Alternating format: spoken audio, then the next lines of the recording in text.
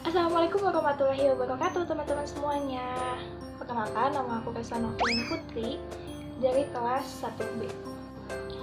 Jadi di sini aku mau mengupas dan menceritakan bisnis dari salah satu pengusaha muda di Indonesia. Penasaran kan siapa yang bakalan aku ceritain? Yang jelas bukan saya, tapi Amun. Jadi stay tune terus. Tunggu dulu. Sebelum aku ngelanjutin untuk memberitahu siapa sih pemuda yang bakalan aku maksud dan bisnis apa sih yang dia jalanin, nah aku mau memberitahukan dulu sedikit mengenai bisnis itu sendiri. Oke. Nah, jadi bisnis itu merupakan suatu kegiatan di mana kegiatannya itu memperjual dan berikan suatu barang maupun jasa kepada para konsumen ataupun ke bisnis yang lainnya. Selain itu, bisnis juga punya banyak macamnya. Mulai dari bisnis yang besar seperti perusahaan-perusahaan, perseroan, sampai ke bisnis yang kecil, contohnya seperti homemade. Nah teman-teman, daripada kita jadi penasaran kan siapa sih pemuda yang bakalan aku ceritain di video kali ini. Jadi pemudanya itu adalah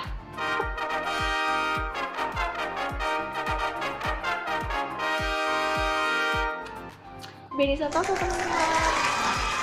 Jadi Benny Santoso ini adalah pemuda berusia 24 tahun dan dia ini berasal dari Solo, yang dimana dia itu ngerantau ke Bali buat berkuliah di kuliah perhotelan STP Nusa Dua Bali, teman-teman. Pasti pada penasaran kan kenapa aku memilih Benny Santoso ini untuk menjadi bahan bincangan kita atau bahan bincangan aku di dalam video kali ini.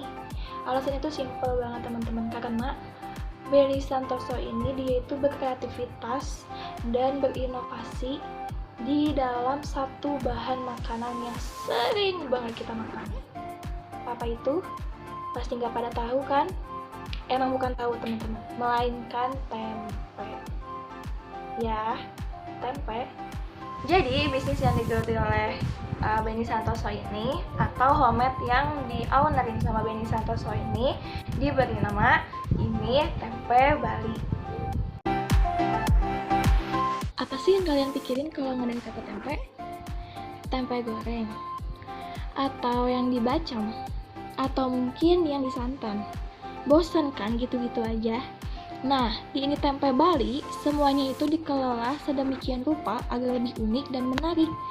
Selain ada tempe-tempe biasa yang diberi berbagai macam rasa, bahkan ada yang namanya juga cookies tempe dan keripik tempe, tentunya dengan berbagai macam rasa yang disediakan.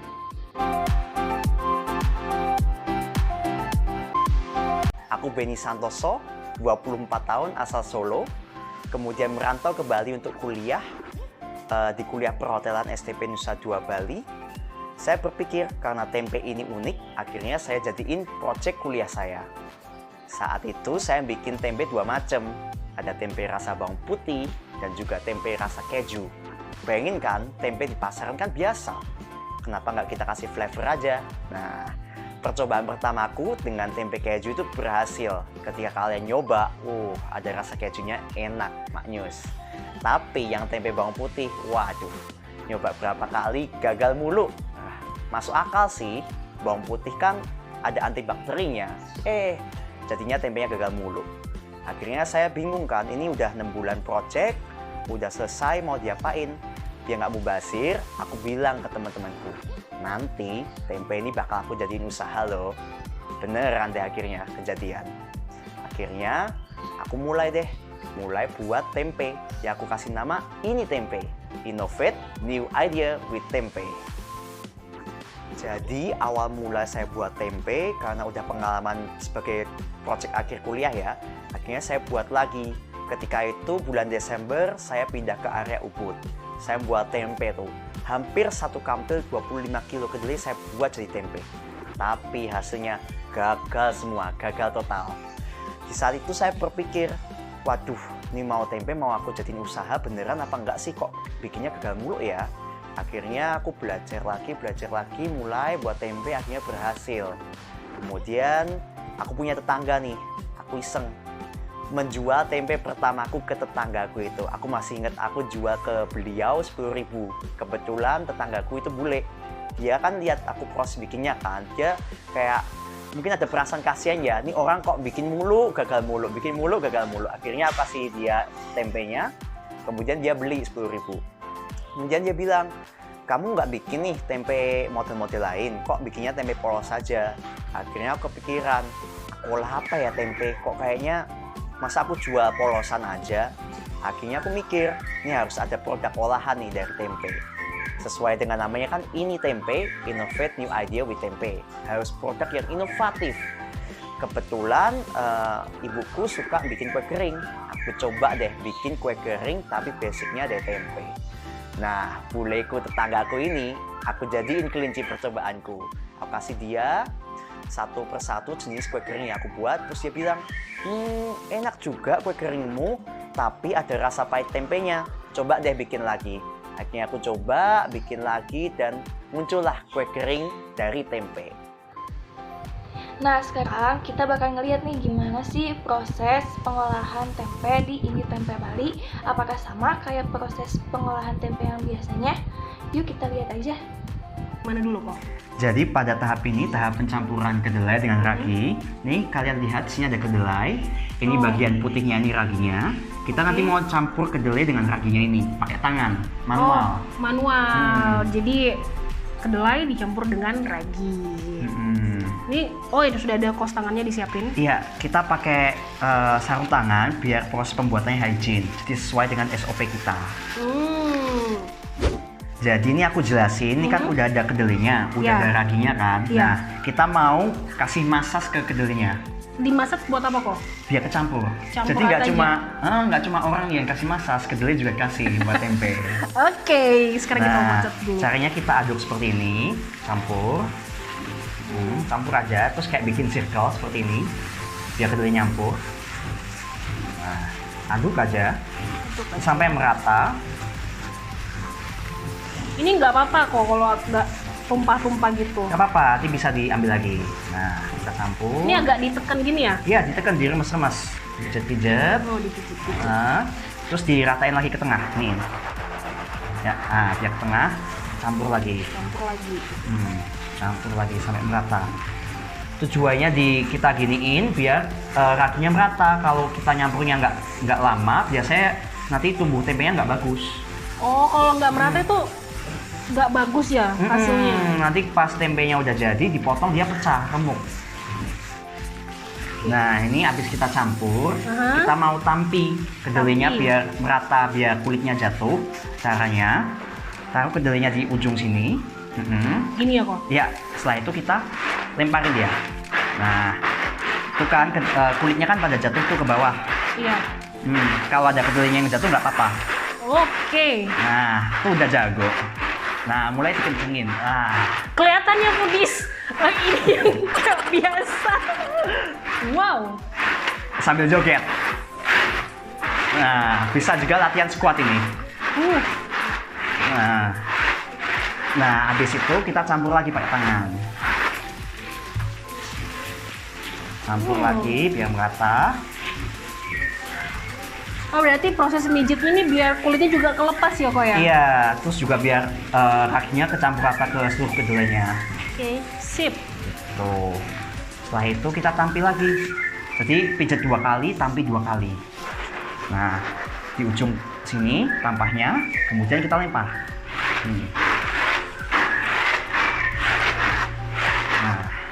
Nah, ini udah selesai, udah kelar. Aku udah jago belum kok? Udah, mantep. Kasih poin 9. Wih. Nah, kita rata ini kedelainya. Kalau di Bali itu kan kita punya nasi campur. Nah, kalau di Ini Tempe Bali kita punya tempe campur. Nah, tempe campur nih kalian bisa nyampur kedelainya sama berbagai macam. Misalnya keju, cabe, bisa campur. Oh, jadi ada bukan topping ya kok? Apa sih namanya? Untuk kasih campuran. rasa. Kasih rasa maupun nambah nilai gizi dari tempe. Karena tempe kan rata-rata polosan. Ternyata kita bisa kasih macam-macam. Misalnya kayak kunyit, bisa juga, terus beetroot, bisa juga. Jadi ini kita ada cabe. Kalau kamu suka pedas. Bisa campur cabe. kita ada biji labu, pumpkin seed. Ini pumpkin seed, cabe. Ini ada wijen hitam. Terus kita juga bisa campur sama kelor. Daun kelor. Daun kelor tapi jadiin bubuk. Nah, daun kelor ini kan termasuk superfood. Jadi tempe udah superfood, tambahin kelor lagi, nambah superfood. Wah, ini namanya Gitu. tempe sehat foodies ya. Iya. Bener-bener sehat dan unik. Ini aku pertama kali. Oh ya, mantap. Nah, ini Aku excited. kita campurnya dikit-dikit aja, jangan terlalu banyak. Jadi ambil 1 jumput. Ini di sini juga kok. Iya, campur aja. Ini namanya kita tempe campur. Nah, ini ada wijen hitam, monggo. Terus kita punya juga cabai kalau suka pedas, tapi dikit aja, jangan terlalu banyak. Biar ada rasa pedas-pedasnya dikit. Ini kalau dipakein wijen yang putih Bisa juga. Bisa Bisa Cuman juga. kalau yang warnanya lebih bagus pakai ini ya kok ya. Iya. Nah, terus kalau mau lebih sehat lagi, tambah nutrisi dari tempenya, kita tambahin kelor, bubuk kelor. Bubuk kelor. Iya, tambahin bubuk kelor. Setelah ini apa lagi kok? Nah, kita habis kasih ini, kita campur lagi. Aduk dikit aja. Biar merata isinya. Nah, habis itu kita packing. Kita masuk proses packaging. Packaging. Iya, mau dibungkus ini. Nah, bungkus tempe kan biasanya ada 2. Ya. Ada yang plastik, ada Ya. yang daun pisang. Bisa juga pakai daun anggur, daun jati, kemudian juga kulit jagung juga bisa. Jadi di ini tempe pakai apa kok? Kalau kita pakainya daun pisang. Daun pisang. Daun pisang. Daun pisang yang lebih baik. Nah, setelah itu Nah, setelah itu kita masuk tahap packing. Kita pakai packingnya pakai daun pisang seperti ini. Nah, ini daun pisangnya sudah ditusuk sebelumnya, jadi ada lubang-lubangnya biar oksigennya bisa masuk. Nah, lubang-lubang. Makanya tadi aku lihatnya kok berlubang, tapi Iya. emangnya sengaja dilubangin ya kok Sengaja. ya? Kemudian kita cuma pakai 1 handful aja, 1 genggam. Taruh seperti ini, ya. Kemudian kita bungkus seperti ini, seperti nutup buku. 1 ke tengah, 2, terus dari bawah ke tengah, 3, giniin, ya, termasuk 4. Oh, Jadi deh. langsung jadi. Nah, Yes. mudah banget kan. Nanti kalau udah jadi, ini jadinya seperti ini. Kita ada tempe original. Nah, setelah dibuka seperti ini. Ini kalau fermentasinya selama 36 sampai 40 jam.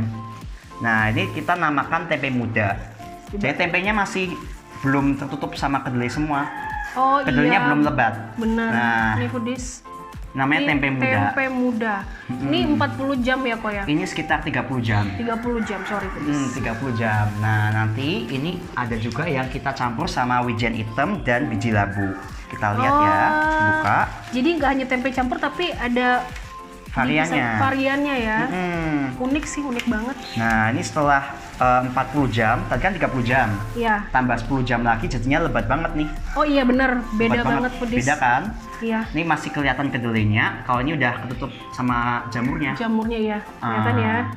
Tempe muda, yang ini Tempe udah siap diolah. udah siap diolah. Nah, sekarang ada cara unik untuk mengolah tempe yang biasa buat anak-anak yang gak suka rasa tempe yang aslinya. Gimana sih caranya? Yuk kita lihat aja. Nah, sekarang kita mau bikin tempe coklat. Tempe itu kan sudah sehat. Jadi kalau kalian mau nambah nutrisinya, nggak perlu dimasak. Kita bisa makan tempe ini kan mentah. Ya. Nah, karena buat anak-anak kadang rasanya masih aneh, belum terbiasa, makanya aku tambahin coklat. Jadi Gitu. ini coklatnya yang ini. Iya, kita tambahin coklat leleh. Jadi ini coklatnya udah Lelehin. dilelehin seperti Nah, ini. Nih. ngiler ya. Anak-anak aja aku aja ngiler banget. Foodies nih. Nah, ini resep gampang banget, semua orang pasti bisa. Nah, kita mulai ya. Aku juga baru pertama kali mau nyoba dan lihat. Ini kita punya tempe campur wijen hitam, black sesame seperti ini. Kita potong setengah dulu.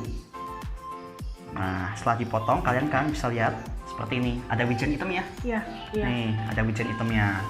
Jadi ini bisa nambah color dan nambah nutrisi dari tempenya juga. Gitu. Wangi banget. Jadi ini kita kayak bikin tempe coklat bar, tapi tanpa di open. Nah, kita iris tipis-tipis saja, nggak usah tebel-tebel. Tapi mau model apapun juga boleh ya? Ko, ya? Boleh, suka-suka. Sesuai dengan selera. Suka-suka Anda. Nah, setelah itu kita celupin nih ke coklatnya. Oke. Celupin. Nah, kita campur. Aduk aja. Biar ketutup coklat semua. Ini mudah banget kok. Nggak perlu open, nggak perlu kompor, semua orang pasti bisa. Jadi ini camilan tempe. Iya, yang sehat. Sehat. Jadi buat kalian yang diet tapi pengen makan coklat, bisa nyobain yang ini Foodies. Nah, ini udah Kebalur. cover ya, kebalur semua sama coklat. Kita ambil. Ini. Nih, ya. Kita ambil aja. Coklatnya. Ngiler ya. Nih, meleleh-meleleh nih. Taruh di daun pisang biar nggak lengket kena piringnya. Nah, sampai lumer-lumer. Aku aja udah kayak. Nah, boleh nih drizzle lagi. Oh, lagi kok. Lagi dong. Kayak selai coklat ya. Iya, bener. Selain coklat bisa pakai apa lagi kok? Bisa pakai peanut butter juga, bisa pakai honey. Honey, madu. Bisa pakai jam juga. Jadi pakai kreativitas kalian sukanya apa. Tapi bahan dasar dari tempe. Tempe. Nah, sekarang apa lagi kok? Sekarang kita bisa tambahin topping. Ini ada biji labu, ini ada Balinese sea salt, garam Bali, ada chia seed, kemudian ada juga cranberry. Nah, ini kan udah pahit dan manis. Kamu bisa tambahin tekstur crunchy. Nah, ini boleh nih, kasih ini dihias. Ya, aku juga pengen ini. Boleh sembarang dihias. Yeay. Nah, bisa kasih tengahnya chia seed. Nah, taburin. Kasih yang banyak aja nggak apa-apa. Oh, nggak apa-apa. Jangan pelit kataku. Jangan pelit. Nah, ini aku juga ada cranberry biar ada kecut-kecutnya gimana, acidity, fruity-nya boleh campur. Nah, yang ini juga dipakai kok? Boleh. Ini kamu sebar dikit aja. Semua? Semua, ya. Gini? Iya, jadi kita ada perpaduan asam, manis, pahit, crunchy deh teksturnya. Ini tuh menggoda banget. Tadi kita udah ngeliat nih cara proses pengolahan tempe di Ini Tempe Bali dan juga kreasi unik dari pengolahan tempe biasa untuk anak-anak yang mungkin kurang suka dengan rasa tempe aslinya itu. Dari video-video yang tadi kita bisa lihat kan adanya kreativitasan dan keinovasian dalam bisnis Ini Tempe Bali ini. Kenapa seperti itu? Karena dalam berbisnis itu teman-teman tidak harus melulu memproduksi ataupun menghasilkan barang yang sama dengan pasaran, karena inovasi dan kreativitas itu juga penting dalam berbisnis. Kenapa? Karena inovasi dan kreativitas itu dapat memikat perhatian para konsumen dan akan memajukan bisnis kita ke depannya. Nah, bisa kita lihat tuh dari video pengolahan tempe yang tadi, ada penambahan topping kan, seperti biji labu, ada juga wijen hitam, ada juga cabai, dan daun kelor. Nah, penambahan topping itu bisa dikatakan sebagai kreativitas baru dalam penambahan rasa dari tempe itu sendiri. Untuk inovasinya, bisa kita lihat di video awal itu, di Ini Tempe Bali, dia ini memproduksi yang namanya cookies tempe. Ya, dari tempe dijadikan cookies. Kalian kebayang gak sih dari tempe yang rasanya itu mungkin agak hambar dan juga agak pahit dijadikan suatu produk baru yang diinovasikan menjadi sebuah cookies tempe yang rasanya manis dan juga crunchy dan seperti kue, gimana? Nah, cara-cara kayak gitu bisa dijadikan suatu inovasi-inovasi yang banyak dicari oleh konsumen dan juga bisa memikat konsumen. Dalam hal ini, pasti dari kalian akan ada yang bertanya ataupun berpikir mengenai modal dalam berbisnis. Entah itu ingin berbisnis untuk berinovasi baru ataupun berkreativitas terhadap produk-produk yang sudah ada. Tentunya dalam berbisnis itu kalian berpikirnya harus memiliki modal, entah itu modalnya besar ataupun kecil. Nah, sekarang ada tips nih dari Kak Beni Santoso mengenai modal dalam berbisnis. Kita lihat yuk. Jadi modal itu nggak melulu tentang duit. Modal aku bagi 4 ya. Pertama, modal mindset. Yang kedua, modal ilmu. Ketiga, modal networking. Dan yang keempat, baru modal keuangan. Yang pertama, modal mindset. Kalau mau bikin usaha, jangan melulu mikirnya nyari duit, nyari cuan, nyari untung. Nggak bisa. modal awal usaha itu yang pertama adalah mindset. Kita benerin dulu mindsetnya. Kita belajar untuk nyari kenalan, networking, pelanggan, benerin sistem, benerin produk. Jadi jangan melulu tentang jual dapat cuan, jual dapat cuan. Yang kedua adalah modal ilmu. Jadi ilmu apa sih yang kalian punya sebagai basic dalam membuat usaha? Mungkin kalau aku pribadi di Ini Tempe, aku pernah bikin project buat tempe. Nah, itu aku jadikan sebagai ilmu awal. Kemudian kebetulan aku juga anak kulineri, ilmu masaknya juga kepake. Dan sebelumnya aku juga anak sains di SMA. Jadi ketiga hal ini aku jadiin satu untuk membuka usaha ini. Kemudian modal yang ketiga adalah modal networking. Sebagai pengusaha, kita nggak harus di satu tempat mulu. Kita harus explore, ketemu banyak orang, menambah perspektif baru. Jadi kita menambah pengalaman orang tersebut untuk kita aplikasikan di usaha kita. Baru yang keempat adalah modal keuangan. Nah, menurutku tips awal untuk usaha itu modal jangan terlalu besar.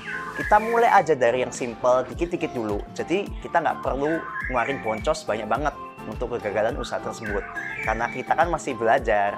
Nah, untuk modal awalku, aku spend 5 juta itu. Beli mesin kedelai dan juga beli kedelai mentah. Kemudian untuk modal awal ini kebetulan aku pinjam orang tua. Karena aku punya budget tabungan yang aku pakai untuk kehidupan sehari-hari. Jadi orang tua kalian juga bisa jadiin sebagai angel investor loh.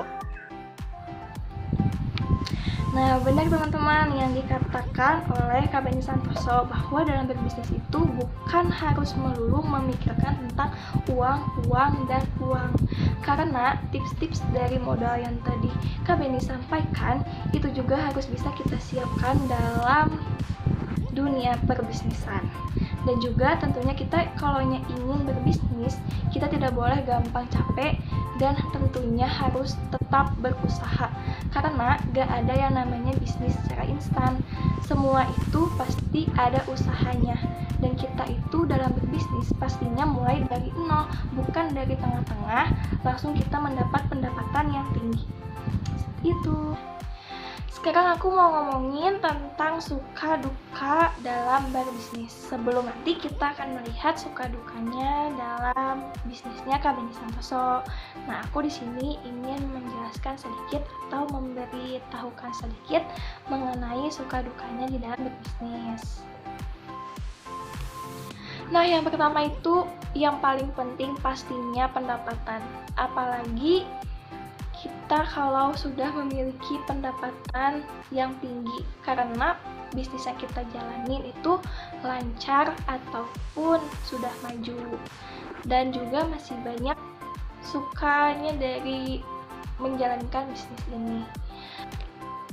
Nah, kalau ngomongin dari dukanya, pastinya setiap pembisnis itu mengalami yang namanya di fase gagal, yang dimana dalam proses pembangunan bisnisnya itu seorang pebisnis itu pasti mengalami yang namanya kegagalan yang mengharuskan dia itu harus terus mengulang kembali apa yang akan dia tuju. Nah, selain itu juga biasanya dalam berbisnis itu banyak saingannya, entah itu perusahaan lain atau bisnis yang lain itu meniru bisnis kita, ataupun bisnis orang lain itu lebih maju ataupun lebih memikat konsumen daripada bisnis yang kita jalani.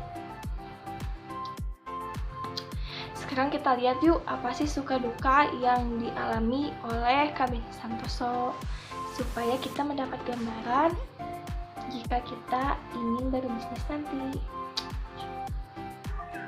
Kalau ditanya tentang suka dalam usaha, yang jelas dapat cuan lah, apalagi kalau bukan duit.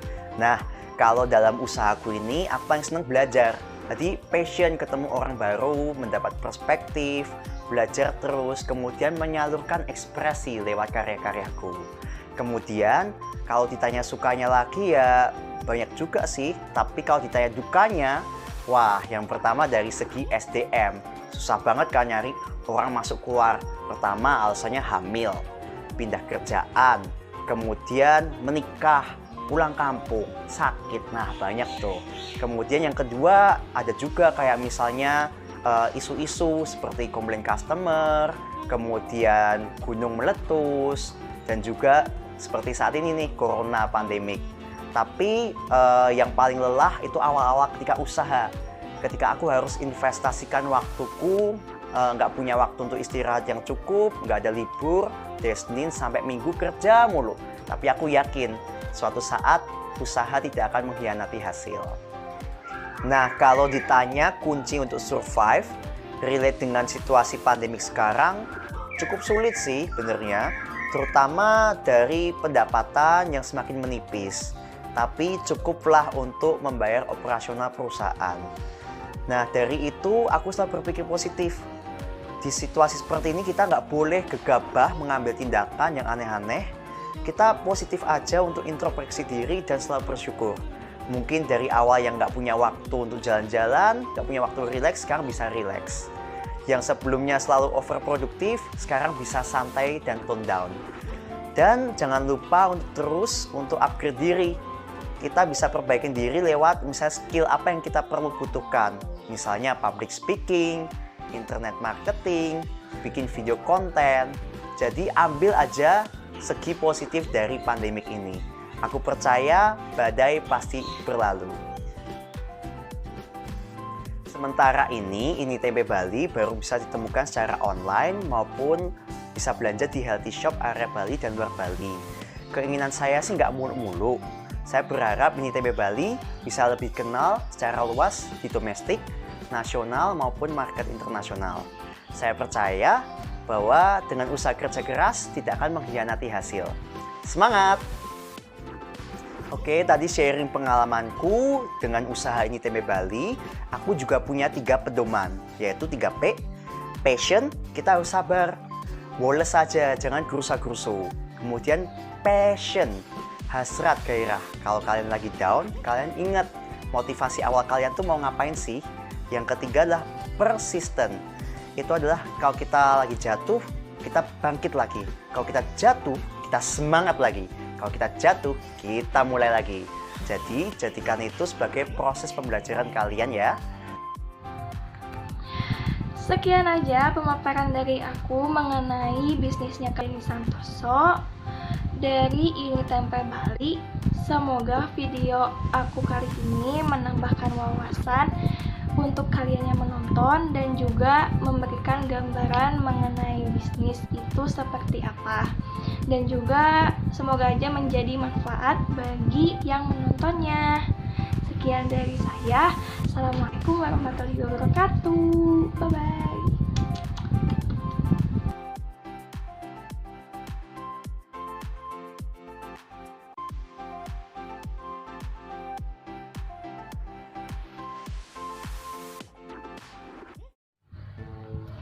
Nah, bisa kita lihat tadi ada apa tuh?